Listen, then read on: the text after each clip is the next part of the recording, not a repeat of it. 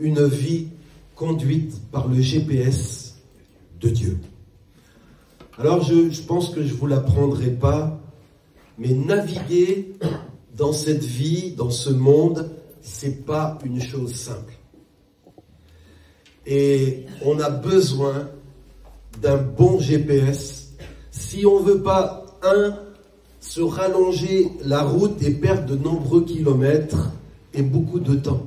Vous savez, quand on pense, je sais à peu près, et puis on y va comme ça à l'aveuglette, en se fiant à soi, eh bien, on peut parfois perdre beaucoup de temps, se rallonger beaucoup la route, parce qu'on n'a pas été guidé de manière fiable. Ben, c'est pareil dans notre vie. En fait, si tu n'as pas un bon GPS qui te conduit dans la vie, tu risques de perdre beaucoup de temps et beaucoup de kilomètres et gâcher des choses que Dieu ne voudrait pas que tu gâches.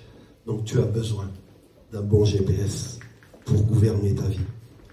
Et puis aussi, quand on n'a pas un bon GPS, quand on suit comme ça les choses selon notre instinct, on est toujours les hommes un peu orgueilleux. On pense qu'on sait, on est intelligent, on connaît, on comprend. Mais souvent, je ne sais pas si ça vous est déjà arrivé, on dit non, ça ira. Et puis, tu n'as pas de GPS pour te guider et finalement, tu vas te perdre. Et puis là où tu arrives, tu découvres que ce n'est pas la bonne destination. Vous savez, quand on roule, quand on n'est pas toujours conscient qu'on se trompe de chemin. Il y a parfois, on est sûr d'être sur la bonne route, ça vous est déjà arrivé, d'être sûr d'être sur la bonne route. Et puis, au bout du compte, vous réalisez au bout d'un moment, ah non, je me suis trompé. C'est pareil pour les êtres humains. Chaque être humain pense être sur la bonne route, conduire sa vie comme il faut. Et des fois, c'est au bout de notre parcours qu'on s'apercevra que mince, je me suis trompé de chemin. Mais souvent, quand ça sera au bout de la route, ça sera trop tard. Ça sera trop tard et on n'aura que des regrets de se dire, mince, si j'avais seulement connecté au GPS de Dieu, eh bien, il y avait beaucoup mieux pour moi à vivre que je n'ai vécu. Et c'est dommage, au bout de la route, d'avoir des regrets. Regrets de pas, par orgueil, par endurcissement, de ne pas avoir voulu écouter le GPS que Dieu nous a donné. Et ce matin, je voudrais vous partager le témoignage d'un homme qui a choisi pour diriger sa vie de suivre le GPS de Dieu. Et cet homme, c'était David, le roi David. Et le roi David dit ceci, on le lit au psaume 119, verset 59. David dit, « J'ai réfléchi à ma conduite et je règle mes pas sur tes commandements. » J'ai réfléchi à ma conduite. Quand tu prends le volant, est-ce que tu réfléchis où tu vas? Est-ce que tu réfléchis à ta conduite? Et David, quand il était au volant de sa vie, il avait beaucoup de responsabilités. Il est quelqu'un qui, au lieu de se lancer, tête baissée, juste confiant dans sa connaissance, dans son instinct, voilà, se confiant juste en lui-même, il a réfléchi, il a pris le temps de réfléchir. Et il s'est dit, comment est-ce que je vais conduire ma vie? Comment est-ce que je vais conduire ma responsabilité de roi? Comment est-ce que je vais conduire mon peuple? Et en fait, on le voit, Dieu, il est dit, David, il a dit, je règle mes pas sur tes commandements. En fait, il a choisi que sa conduite personnelle, sa conduite dans le travail, dans son ministère, eh bien, il allait régler ses pas sur les commandements de Dieu. Il allait s'aligner sur le GPS de Dieu. Et nous allons examiner ce matin ensemble, si vous voulez bien, à partir du psaume 119, dans la version de la Bible du Semeur, quels sont les bienfaits et les avantages que ce GPS procure à ceux et celles qui font ce choix de le suivre. Si tu décides de régler tes pas sur la parole de Dieu, quelles sont les promesses sur lesquelles tu peux compter? Qu'est-ce que David, qui a fait le choix de régler ses pas sur les commandements de Dieu, qu'est-ce qu'il a expérimenté? De quoi a-t-il bénéficié? Eh bien, la première chose, si dans ta vie, tu décides de suivre le GPS de Dieu, ce GPS t'apportera plus de bonheur dans ce voyage ici-bas. Chacun de nous aspirons à être heureux. Chacun de nous court après le bonheur. Tu peux essayer de faire ta route à toi. Mais si tu suis le GPS de Dieu, eh bien David a expérimenté que tu seras plus heureux dans ta vie. Il est dit, David écrit ceci dans Psaume 119, verset 1, « Heureux les hommes qui suivent dans leur vie la loi de l'Éternel. » Si tu es adolescent, si tu es jeune, si tu es âgé, il y a plus de bonheur pour toi. Ça ne veut pas dire facile, mais plus de bonheur pour toi si tu suis la loi de l'Éternel. Si tu suis la parole de l'Éternel, Dieu te dit, tu seras plus heureux. En français courant, ce verset 1 est dit « Heureuses les personnes qui mènent leur vie selon l'enseignement du Seigneur. » Heureuses les personnes. Il y a tant de gens tristes en France, tant de gens que quand on va à Paris, quand on voit les gens qui ont la tête baissée, les gens qui ont l'air accablés. Pourtant, on est gâtés sur le plan matériel. Mais il manque le bonheur. Et souvent, en fait, pour qu'il manque le bonheur, il manque ce GPS qui conduit vers le chemin du bonheur. Et aussi, dans le bonheur, il y a l'aspect réconfort, parce que dans la vie, il y a beaucoup de coups durs, et on a besoin de réconfort. Et il est dit, David dit au verset 50 du psaume 119, « Dans ma misère, mon réconfort, c'est que ta parole me fera vivre. » Combien de fois des gens étaient abattus, étaient stressés, étaient angoissés. Et ils ouvrent le GPS de Dieu, ils ouvrent la Bible, la parole de Dieu, et ils vont recevoir au travers de ce qu'ils lisent un réconfort. Ta parole me fera vivre. Ce livre est vivant. Ce livre n'est pas juste des lettres sur un bout de papier, il contient la vie. Et quand tu te connectes à ce livre, il y a quelque chose de la vie qui vient en toi.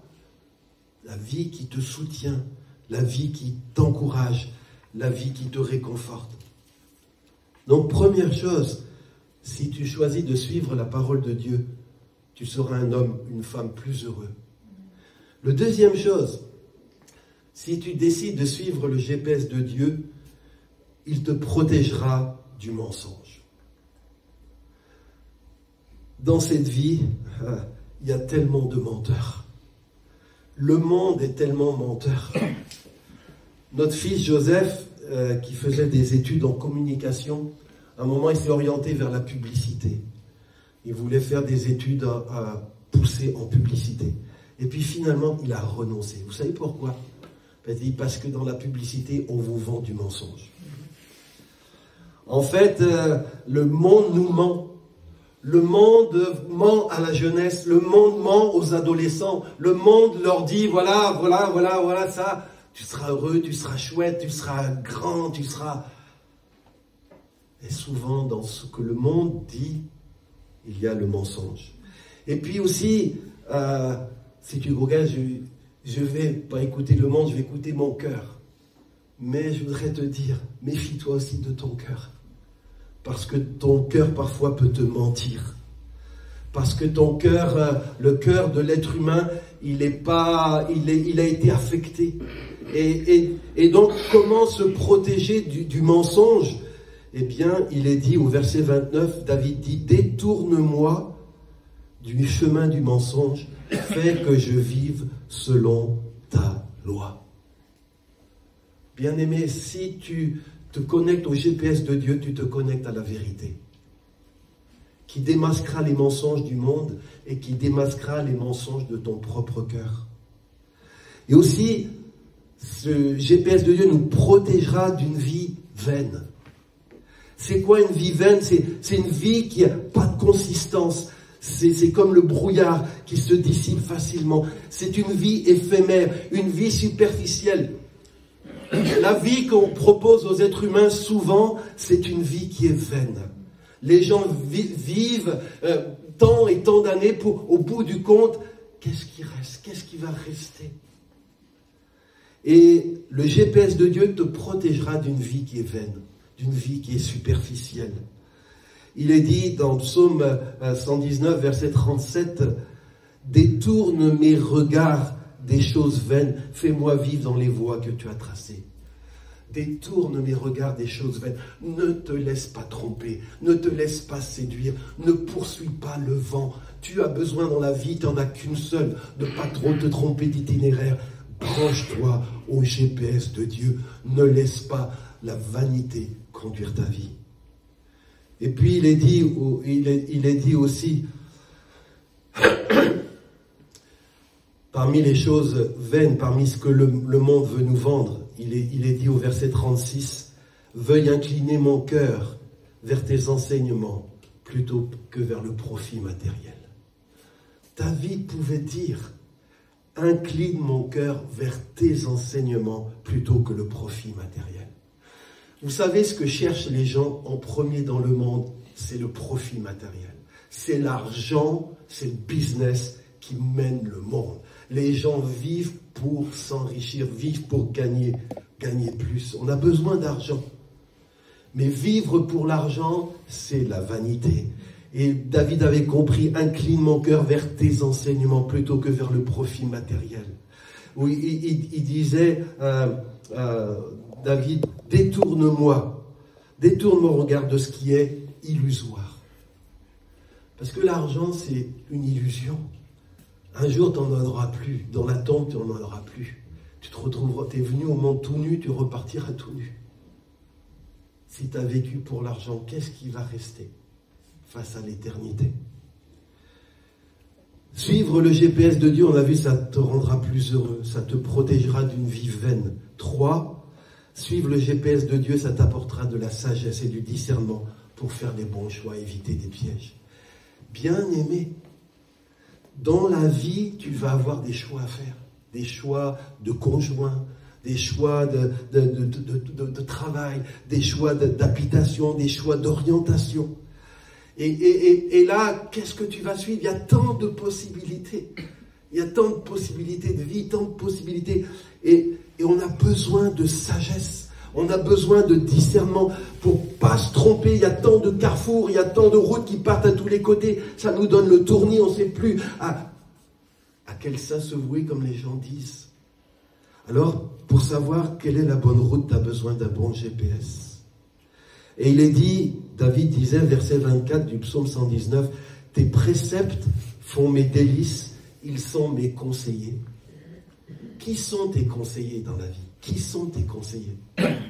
Alors bien sûr, tu as ton conseiller à la banque, tu as ton conseiller peut-être, mais le conseiller de ton cœur, qui t'aide à choisir la bonne trajectoire. Eh bien David disait, tes préceptes, tes paroles sont mes conseillers. La Bible, c'était le conseiller du roi David.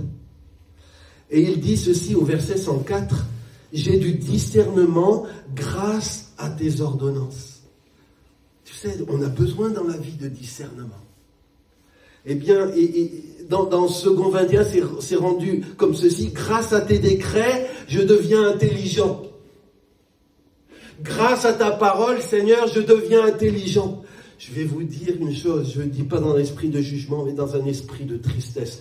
Quand on voit comment les gens conduisent leur vie, quand on voit comment des dirigeants conduisent leur nation, on s'en dit, ils sont fous. Ils sont fous. Et après, ils vont pleurer. Mais leur pleur est le résultat de leur folie. Et je vais vous dire, j'ai été pasteur pendant de nombreuses années, même chez les chrétiens. On peut dire parfois, quand on voit les chemins qu'ils prennent, ils sont fous. ça les mène dans le mur. C'est pas ce que le GPS dit. Et après, les gens viennent et pleurent.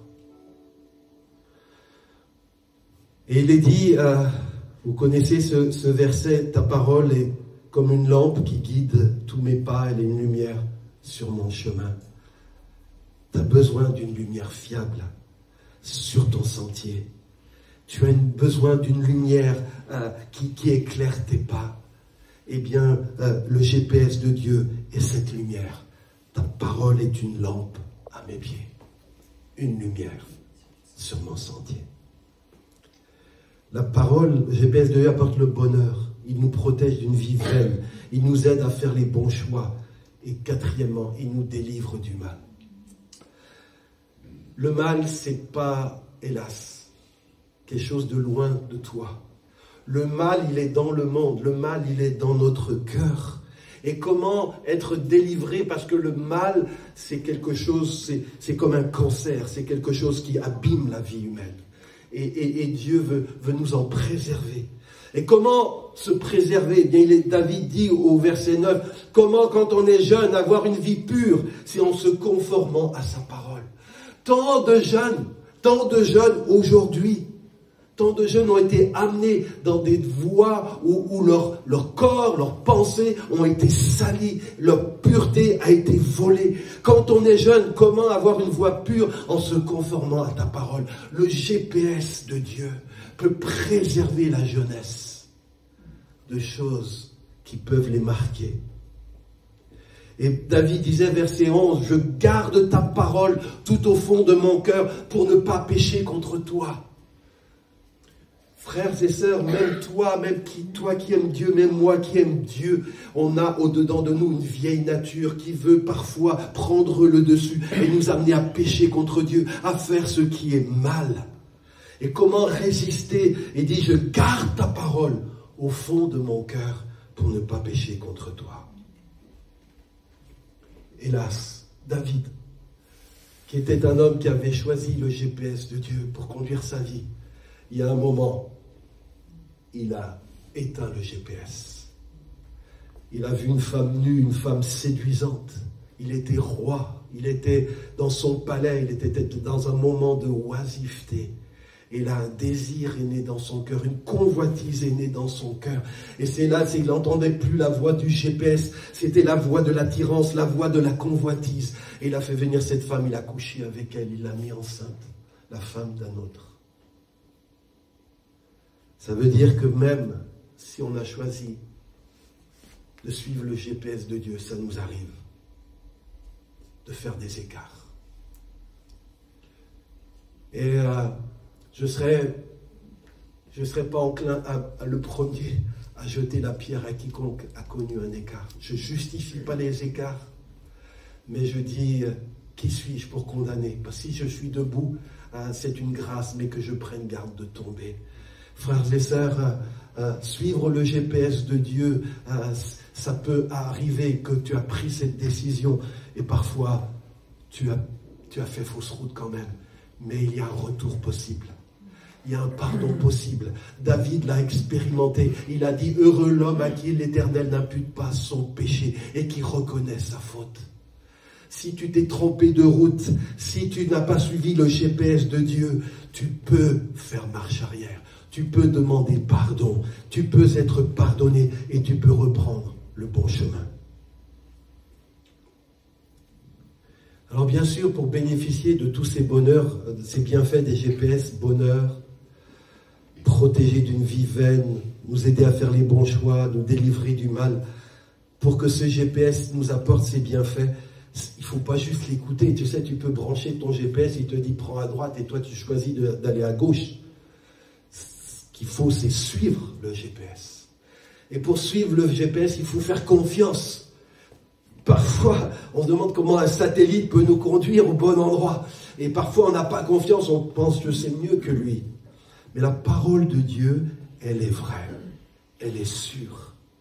Et David disait au verset 114, « Mon lot, ô Éternel, je le redis, c'est d'obéir à tes paroles. » Non, ça c'était le 57. « Mon lot, Éternel, je redis, c'est d'obéir à ta parole. » ma part. Et maintenant, je voudrais terminer, bien-aimé, en donnant quelques conseils.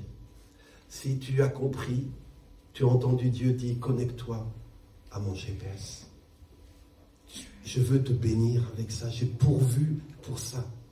Tu peux l'installer, tu peux le suivre, tu peux lui faire confiance. Et si tu choisis de faire ce choix-là, juste quelques conseils. Le premier conseil, c'est connecte-toi à ce GPS dès le matin. Commence ta journée avec la parole de Dieu. On lit dans les versets du psaume 119, versets 147 à 148, voilà ce que David disait. Rappelez-vous, il avait choisi de suivre le GPS dans sa vie, même s'il a fait des écarts, parfois. Il dit, je me lève avant l'aube pour implorer ton aide. Je fais confiance à ta parole. Avant la fin des veilles de la nuit, mes yeux se sont déjà éveillés pour méditer sur ta parole. Il était roi. Il avait beaucoup de responsabilités. Il est dit, avant l'aube, il prenait le temps d'implorer l'aide de Dieu, en faisant confiance à sa parole. Dès le matin, la première chose que David faisait, c'est se connecter au GPS de Dieu. Avant la fin des veilles de la nuit, ses yeux étaient déjà éveillés pour méditer sur ses paroles. Les premières choses sur lesquelles il méditait, les premières choses sur lesquelles il réfléchissait, c'était la parole de Dieu. Alors peut-être tu n'es pas un lève-tôt, moi je ne suis pas un lève-tôt. Mais même si, quelle que soit l'heure où tu te lèves, prends l'habitude de commencer ta journée avec la parole de Dieu. Prends cette habitude. Dans la parole de vie, il est dit, rendu ainsi le verset, avant le lever du soleil, je t'appelle au secours, j'attends avec espoir ce que tu diras. Commencer sa journée en disant, Seigneur, j'ai besoin de toi aujourd'hui pour que tu me conduises. J'attends avec espoir ce que tu me diras pour ma journée. Et tu ouvres sa parole. Avant la fin de la nuit, j'ouvre les yeux pour réfléchir à tes enseignements. Avant tes listes, avant tes SMS, avant tes mails, avant tes réseaux sociaux, avant de te connecter à ton téléphone, que tes yeux s'ouvrent sur sa parole. Ça, c'est le premier conseil. Deuxième conseil. Demande à Dieu de recevoir l'amour de sa parole. C'est difficile de se connecter, vivre connecté avec la Bible si ce n'est pas un livre que tu aimes. Et David dit, verset 47-48, « Je ferai mes délices de tes commandements que j'aime. Je tends les mains vers tes commandements que j'aime. Je veux méditer sur tes ordonnances. » La Bible, c'était pas pour lui... Il faut que j'en mange, mais bon, c'est bon pour ma santé, mais j'aime pas ça. Lui disait, je ferai mes délices de tes commandements que j'aime. Je tends les mains, il tendait les mains vers des commandements qu'il aimait. Bien-aimé, si tu veux vivre sous le GPS de Dieu, demande-lui qu'il te donne d'aimer sa parole. Oh, que j'aime ta loi. Je la médite tout le jour, disait David, verset 97. Oh, que j'aime ta loi. Est-ce que tu peux dire ça ce matin en toute sincérité, ce matin devant Dieu? Mais Dieu ne dit pas te poser la question pour te juger, mais juste pour éclairer ton cœur. Est-ce que tu peux dire, oh, que j'aime la parole de Dieu?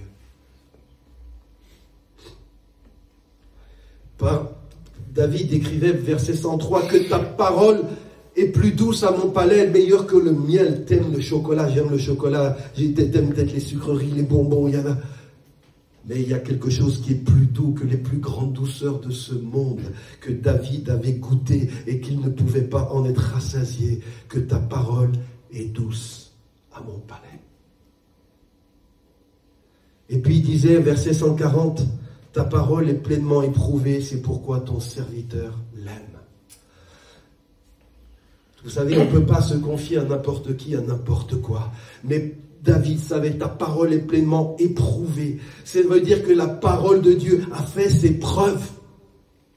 Elle n'est plus approuvée. Ça fait des milliers d'années que la Bible est le livre le plus vendu, le plus lu. Et des millions de gens ont suivi ce GPS? Est-ce que ce sont tous des imbéciles, des ignorants, des crédules? Non. S'il y a un tel témoignage, c'est parce que ce livre a fait ses preuves.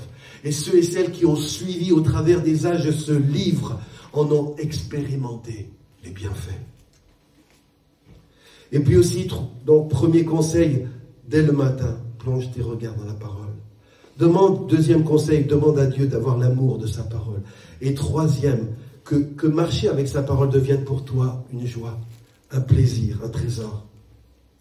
Verset 14-16, David dit, j'ai de la joie à suivre tes préceptes, autant que si je possédais tous les trésors. Qu'est-ce qui te fait le plus plaisir dans ce monde? Est-ce que tu as de la joie à lire sa parole et à la suivre? Est-ce que la parole de Dieu est pour toi un trésor que tu chéris? David dit, je veux méditer sur tes directives, fixer mes regards sur les voies que tu traces. Je trouve un grand plaisir dans ce que tu prescris, je ne veux jamais oublier ta parole. Si lire la Bible est pour toi une corvée et non pas un plaisir, tu ne seras pas un compagnon de ce GPS. Alors demande à Dieu que sa parole, tu puisses l'aimer, mais que la lire, la méditer, devienne pour toi un plaisir. Dans la version français courant, il est dit « Suivre tes ordres me réjouit, comme si j'avais une immense richesse. » Oh. Si les gens de Neuilly-Pompierre pouvaient savoir qu'il y a un trésor qui a été donné. Et que si jamais ce trésor, ils voulaient bien la prendre la peine de s'y connecter, leur vie serait tellement enrichie. David dit, je veux réfléchir sur ce que tu exiges et bien regarder le chemin que tu me traces. Je me délègue de suivre tes directives, je n'oublie pas ta parole. Ta parole est plus précieuse que 1000 objets d'or et d'argent. La Bible est-elle un trésor pour toi?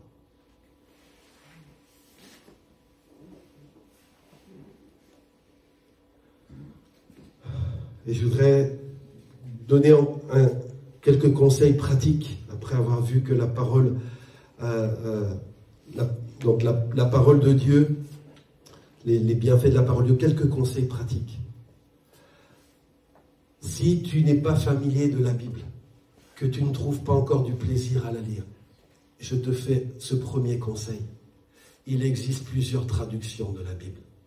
Il y en a, ils vont commencer, je n'accuse aucune traduction, mais ils commencent à lire la Bible, par exemple, si vous connaissez un peu dans la version Darby. La version Darby, c'est une traduction littérale de l'anglais. C'est dans un français que ça coule pas. Si tu la lis, tu vas avoir besoin de réfléchir, ça te parle pas. La version seconde qui est si familière de nous, peut-être y habitué, toi tu la comprends, mais elle a été écrite dans les années 1900. Aujourd'hui, les gens, ce français, il y a des mots que tu comprends plus. Un sacrifice de propitiation. Jésus est le sacrifice de propitiation. Est-ce que, Tiana, tu dis ça à quelqu'un de ton école, est-ce qu'il comprend ce que ça veut dire? Alors c'est pour ça que je voudrais vous dire, si tu veux aimer ta parole, choisis une traduction qui te parle. Si tu l'as jamais lu, si tu as besoin d'un français simple, il y a la traduction parole de vie, il y a la traduction français courant. Si tu veux quelque chose un peu plus compliqué, plus fiel, il y a Summer, il y a la seconde 21, il y a plein de... Essaye. Je vous promets que d'une traduction à l'autre, tu peux sentir une différence. Dire celle-là, tu croques. Je la croque bien. Et l'autre, c'est un peu de rocaille dans ta bouche. Prends une traduction qui te parle. Et peut-être, si tu as lu la Bible, déjà, tu es habitué, et puis dis, ok, il faut que je me connecte au GPS, je la relise. Pourquoi tu relis toujours la même traduction? Change de traduction. Je vous promets, quand j'ai commencé à lire la Bible en parole de vie, j'avais l'impression que je n'avais jamais lu la Bible. Je ne reconnaissais pas mes mots. Vous savez, quand tu lis, puis tu sais déjà la fin de la phrase, en fait, elle ne t'interpelle même plus, c'est comme robotique. Et là, j'ai j'avais jamais remarqué ça. Donc c'est le premier conseil. Ensuite, fais un plan de lecture. Il y a des gens dans la Bible, s'ils l'ouvrent au hasard, c'est comme si la roulette russe, le casino. Et hop, la page qui s'ouvre, ils lisent. Ça peut arriver de lire au hasard, mais c'est pas ça qui va te nourrir de manière familière. Donne-toi un objectif. Donne-toi un objectif de lire le GPS, de lire ce livre de manière, cohérente. Et si tu n'as jamais lu la Bible, je te décourage de commencer par la première page. Parce que tu vas commencer par le livre de la Genèse, un livre de l'Ancien Testament, tu vas tomber dans le livre des Nombres, le livre des Lévitiques, et là tu vas dire malheur. Si tu n'as jamais lu la Bible, c'est le meilleur moyen de décourager quelqu'un. Non, commence par le Nouveau Testament, la partie de la Bible plus proche de nous. Commence par un évangile, commence par dire je vais lire l'évangile de Marc par exemple, c'est un évangile simple, court. Voilà, je vais me donner cet objectif-là, la vie de Jésus, l'enseignement de Jésus. Jésus, dans ce qu'il dit, il est très simple, très facile à comprendre. Donc choisis aussi un plan de lecture adapté pour toi. Et puis je voudrais faire une dernière chose pratique. Si tu n'es pas familier de la Bible, je pense que ceux qui sont très familiers de la Bible, c'est pas vraiment par rapport pour eux. Mais je pense que Dieu m'a mis à cœur de proposer aux habitants de Neuilly-Pompierre et les villages aux alentours un parcours qui s'appelle Explorer la Bible, qui est un parcours en 8 étapes, simple, avec des petites vidéos, interactifs, qui est ce livre qui me paraît si austère, si loin, si compliqué. Comment est-ce que je peux le découvrir pour qu'il devienne mon GPS que j'aime et que je suis.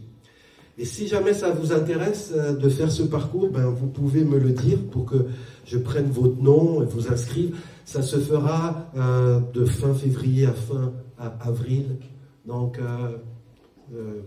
on va prendre un temps pour ce parcours. Chacun aura un livre, un petit livret. Et puis donc entre les sessions, il y aura possibilité pour vous d'explorer. Ça peut être une bonne manière. Mais maintenant, j'aimerais qu'on puisse prier. Je pense que tu as compris et je pense que le Saint-Esprit s'est fait comprendre par rapport à ce qu'il voulait te dire en ce début d'année. Te dire, tu veux être heureux, tu veux être protégé du mal, tu veux être délivré du mensonge, tu veux faire des bons choix, il y a un GPS. En plus, il est gratuit. Enfin, il a beaucoup coûté à Dieu, mais pour toi, il est gratuit. Et ce GPS, il n'a pas été donné pour t'embêter. Non. La parole de Dieu, il y a des gens qui pensent que Dieu veut nous faire forcer d'entrer dans une case et il nous dicte. Ils ont une conception de Dieu comme ça. Non. Si Dieu t'a donné un GPS, c'est parce qu'il veut que tu sois heureux. Il veut que tu tires la meilleure part de ton parcours sur la terre. Et quand tu vas arriver au bout de la route, si tu as suivi ce GPS, tu vas dire, j'ai choisi la bonne part, j'ai eu une bonne vie. Pas facile, mais une vie qui avait de la consistance, qui avait de la valeur.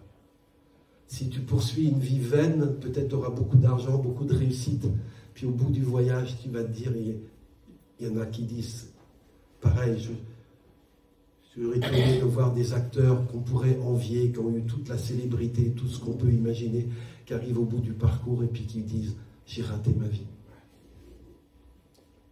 Ma vie, c'était des paillettes. Et vous savez, les paillettes, ça nourrit pas un homme. Ce que tu as besoin, c'est quelque chose de solide, quelque chose qui tient la route, quelque chose dont tu peux être fier. Et ce GPS, Dieu nous l'a donné. Et donc, il nous dit, voilà, fais-en ton compagnon de route. Où que tu en sois ce matin, dans ton compagnonnage avec la parole de Dieu, le GPS, entends ce que Dieu te dit.